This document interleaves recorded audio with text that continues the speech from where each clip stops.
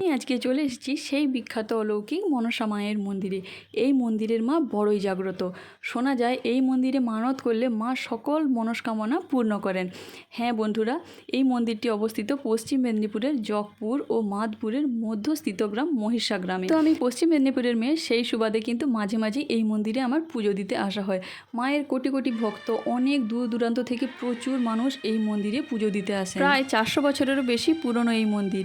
শোনা যায় 400 বছর আগে মাদপুরের জমিদার যোগেশ্বর রায় এই মন্দিরটি প্রথম প্রতিষ্ঠা করেছিলেন।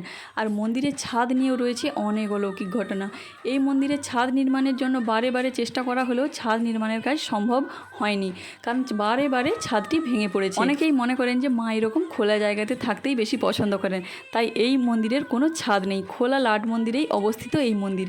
এই মন্দিরে কোনো পুরোহিত নেই বন্ধুরা। দূর দূরান্ত থেকে যত ভক্তরা এই মন্দিরে পুজো দিতে আসেন, সবাই কিন্তু নিজে হাতে মাকে পুজো করার সুযোগ পান এই মন্দিরে। প্রতি বছর চৈত্র মাসে এই মনসা মন্দিরে কিন্তু বড় পুজো হয়, আর সেই পুজোকে কেন্দ্র করে বসে বিশাল এক মেলা। বলা ভালো পূর্ব পশ্চিম মেদিনীপুরের সর্ববৃহৎ মেলা। আর সেই দিনটি বেশি দূরে নয় বন্ধুরা, আগামী 31শে মার্চ মায়ের বড় পুজো। মায়ের কোটি কোটি ভক্তরা ওই দিন অনেক দূর দূরান্ত থেকে এখানে পুজো দিতে আসেন। তোমরা যে যে লোকেশান থেকে দেখছো, তোমাদের পক্ষে পসিবল হলে একবার হলেও এই মন্দিরে পুজো দিয়ে যেও। মা কিন্তু খুব জাগ্রত, তোমাদের মনস্কামনা পূর্ণ করবেন।